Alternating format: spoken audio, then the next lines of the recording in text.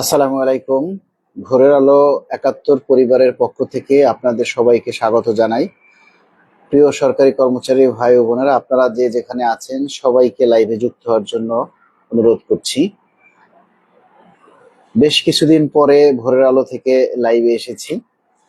আমরা আজকে বিভিন্ন বিষয় নিয়ে আলোচনা করব। আপনারা সবাই যুক্ত হয়ে যান। আপনারা জানেন যে বিভিন্ন পত্রিকায়, মিডিয়ায় প্রকাশ করছে যে সরকার ৩ ধাপ থেকে সরে এসে ২ ধাপে পে স্কেল বাস্তবায়নের জন্য চিন্তা করছে। যদি এমনটাই হয় তাহলে অবশ্যই আমরা সরকারকে স্বাগত জানাবো, কারণ আমরাও চাই ২ ধাপের মধ্যেই যাতে পে স্কেল বাস্তবায়ন হয়। তবে সেক্ষেত্রে ২ ধাপ ৩ ধাপ আসলে আমাদের বর্তমান যে সিচুয়েশন, সেক্ষেত্রে আমরা ২ ধাপ ৩ ধাপ বলে আমরা বুঝি না। আমরা শুধু আমাদের দাবি এখন একটাই, সেটা হচ্ছে আমরা মূল বেতনটা একবারে চাই। এটাই হচ্ছে আমাদের মূল কথা। যে পে স্কেল আসলে ২ ধাপে হবে না ৩ ধাপে হবে, এটা এখন আমাদের বিবেচ্য বিষয় নয়, কারণ আমরা চাই মূল বেতনটা যাতে একবারেই হয়। আর মূল বেতনটা যদি একবারেই হয় তাহলে আপনার ভাতাগুলোকে আপনি কাটছিট করে দিতে পারেন বা যা খুশি তাই করতে পারেন, তাতে আমাদের কোনো আপত্তি নেই, কিন্তু মূল বেতনের ক্ষেত্রে কোনো কম্প্রোমাইজ নাই। এটা হচ্ছে আমাদের মূল দাবি। এখন আমরা সবসময় যে দাবিটা করে এসেছি, বিভিন্ন মিডিয়ায়, পত্রপত্রিকায় আমরা যেটা প্রচার করেছি, স্মারকলিপি দিয়েছি এবং বিভিন্ন টেলিভিশনে টক শোতেও শুধু আমরা এই দাবিটাই তুলে ধরেছি যে আমরা মূল বেতনটা একবারেই চাই। কেননা অনেক তথ্যে উঠে এসেছে বা আমরা অনেক জরিপ করে দেখেছি, অনেক পর্যালোচনা করে হিসাব নিকাশ করে দেখেছি যে যদি বেসিক ভেঙে 50%, 60% হিসাবে দেয়া হয় তাহলে কিছু গ্রেডের ক্ষেত্রে তারা লাভবান হবে, আর কিছু গ্রেডের ক্ষেত্রে একেবারেই তারা ক্ষতিগ্রস্ত হবে। আর কিছু গ্রেড বলতে নিম্ন যে গ্রেডগুলি, বিশেষ করে আপনার এই যে 14, 15, 16, 17, 18, 19, 20 এই গ্রেডগুলি একেবারেই ক্ষতিগ্রস্ত হবে, কারণ তাদের যে অংশটা বাড়বে, যে পরিমাণ বাড়বে এই পার্সেন্টেজ অনুযায়ী, সেটা একেবারেই অপ্রতুল। সেটা দিয়ে আসলে এক সপ্তাহ বাজার করা যাবে না। তাই আমরা সচিব পর্যায়ে যে সুপারিশ প্রণয়ন কমিটি আছে তাদের কাছে আমরা বারবার কিন্তু অনুরোধ করেছি, আর বারবার আমরা এই ব্যাখ্যাগুলিও তুলে ধরেছি, যেটা আপনারা জানেন যে বর্তমানে আমরা 3টা ব্যাখ্যা তুলে ধরেছি। এটা আপনারা জানেন যে বিভিন্ন টক শোতে বা বিভিন্ন ভাবে স্মারকলিপিতে, মিডিয়ার অনলাইন নিউজেও আমরা 3টা জিনিস তুলে ধরেছি। নাম্বার 1 হচ্ছে আইবাস প্লাস প্লাসের জটিলতা, কারণ সেখানে আপনি যদি বেসিক ভেঙে দেন তাহলে অনেক সিস্টেম চেঞ্জ করতে হবে। 2 নম্বরে হচ্ছে আপনি যদি বেসিক ভেঙে দেন তাহলে ফিক্সেশন আপনি কয়বারে করবেন, একবারে করবেন নাকি 2 বারে করবেন। আর নাম্বার 3 হচ্ছে অনেকেই পিআরএল শেষ করে চাকরি ছেড়ে চলে যাবে, 1 জুলাইতে যাদের অবসর শেষ হবে, তাদেরকে আপনি কি 50% হিসেবে দিতে পারবেন কিনা। এই যে জটিলতাগুলা, এই জটিলতাগুলাই আসলে আমরা বারবার সরকারের সামনে তুলে ধরেছি এবং সরকারও বিষয়টাকে আমলে নিয়েছে। আমলে নেয়ার কারণে আজকে আমরা বিভিন্ন মিডিয়ায় এবং পত্রপত্রিকার মাধ্যমেও কিন্তু আমরা এই জিনিসটাই আসলে প্রতীয়মান হচ্ছে এবং এই জিনিসটাই আমরা দেখতে পাচ্ছি যে সরকার নিশ্চয়ই আমাদের দাবির কথাগুলি আমলে নিয়েছে এবং আমরা যে ব্যাখ্যাগুলি তুলে ধরেছি সেগুলি সচিব পর্যায়ে পৌঁছে গেছে এবং সেই যার কারণেই তারা আমাদের ব্যাখ্যাগুলি আলোচনা পর্যালোচনা করে তারা দেখতে পেরেছে যে আসলেও বিষয়টা ঠিক। এবং আজকে আমরা দেখছি কয়েকটা মিডিয়াতে তুলে ধরেছে, বিশেষ করে প্রথম আলো পত্রিকাতেও তারা বলেছে যে 2 ধাপে পে স্কেল বাস্তবায়িত হবে। সর্বশেষে প্রথম ধাপে মূল বেতন এবং পরবর্তী আগামী অর্থ বছরের জুলাই মাস থেকে তারা অন্যান্য ভাতাগুলিকে কার্যকর করবে এবং সরকার থেকে নাকি এরকম সিদ্ধান্ত তারা অর্থ মন্ত্রণালয় থেকে দিয়েছে। যদি অর্থের অসঙ্গতি না থাকতো তাহলে হয়তো একবারই পে স্কেলটা সরকার বাস্তবায়ন করত।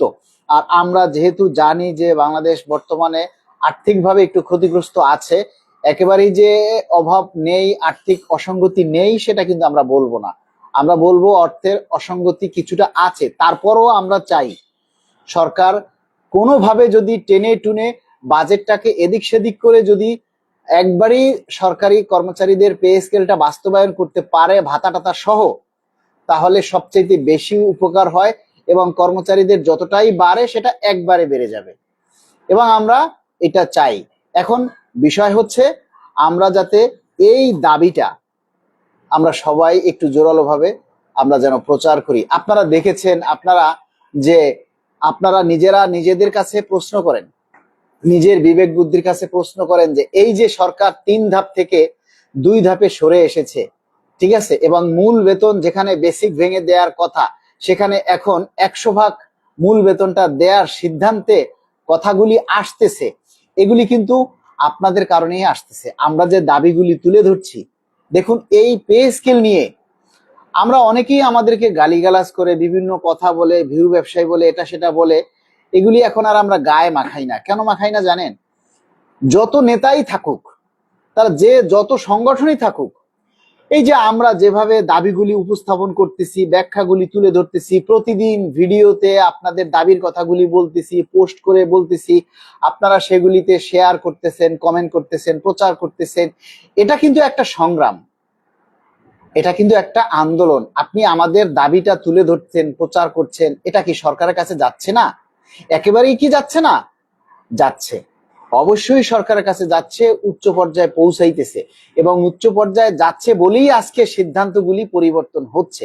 সুতরাং আপনাদেরকে আরেকটু বলবো যে ভাই, আপনারা আরেকটু কষ্ট করেন, আর কয়টা দিন, অন্তত গেজেট পাওয়ার আগ পর্যন্ত আপনারা এই প্রচারটা চালিয়ে যান। দেখেন, আমরা ছাড়া কিন্তু কথা বলার আর কেউ নেই। যত সংগঠনই থাকুক, যত নেতাই থাকুক, যে যত কথাই বলুক, ওই দিন শেষে কথা কিন্তু আমরাই বলি। আপনাদেরকে এতদিন আমি কিন্তু একটা জিনিস গোপন করেছি, যেটা আমি আপনাদের সামনে আসলে প্রচার করিনি। আপনাদের এই দাবির কথা বলতে গিয়ে আমার দপ্তর থেকে আমাকে আবার বদলি করেছে, যেটা আমি এখন চেষ্টা করছি, সেটা অবশ্যই আশা করি সে বদলিটা ক্যান্সেল হয়ে যাবে। আপনারা আমাদের জন্য দোয়া করবেন। দেখুন, আপনাদের এই দাবির কথাগুলি তুলে ধরতে গিয়ে আমি একবার সাসপেন্ড হয়েছি। এই দাবির কথাগুলি তুলে ধরতে গিয়ে অনেক সংগঠনের শত্রু হয়েছি। এই দাবির কথাগুলি প্রচার করতে গিয়ে আবার প্রশাসন থেকে, নিজের দপ্তর থেকে বদলি হয়েছে। এই যে কষ্টগুলি আপনাদের জন্য করছি, এই যে ত্যাগগুলি আপনাদের জন্য করছি, এই জিনিসগুলি আপনারা একটু অনুধাবন করবেন। আর কে এই কষ্টগুলি করছে, আর কে সাসপেন্ড হয়েছে? সারা বাংলাদেশের মধ্যে এই 22 লক্ষ কর্মচারীদের মধ্যে একমাত্র এই আব্দুল মালেক আপনাদের পে স্কেলের দাবি তুলতে গিয়ে সাসপেন্ড হয়েছিল। সারা বাংলাদেশের মধ্যে একমাত্র আমি পে স্কেলের দাবির কথা বলতে গিয়ে বদলি হচ্ছি, বারবার প্রতিহিংসার শিকার হচ্ছি, প্রশাসনের রোষানলে পড়ছি, শুধু আপনাদের দাবির কথাগুলি বাস্তবায়ন করার জন্য। কিন্তু সবচাইতে চরম দুঃখজনক কথা কি জানেন? যারা আমাদেরকে বদলি করতেছে, আমাদেরকে প্রশাসনিক ভাবে হয়রানি করছে, পে স্কেল হলে তাদের কিন্তু সবচাইতে বেশি বাড়বে, কারণ তারা কর্মকর্তা, তারা উচ্চ লেভেলের কর্মকর্তা। পে স্কেলটা হলে আমার যতটা বাড়বে তার চাইতেও বেশি। তারপরও আমরা নির্যাতনের শিকার হচ্ছি। কেন জানেন? আপনাদের কারণে। আপনাদের মধ্যে ঐক্যবদ্ধতা নেই, আপনাদের মধ্যে সেই একতাটা নেই, যে না, আজকে মালেক ভাই আমাদের দাবির জন্য কথা বলছে, তার কোনো কিছু হলে সেটা সারা দেশ থেকে প্রতিবাদ হবে, আন্দোলন হবে।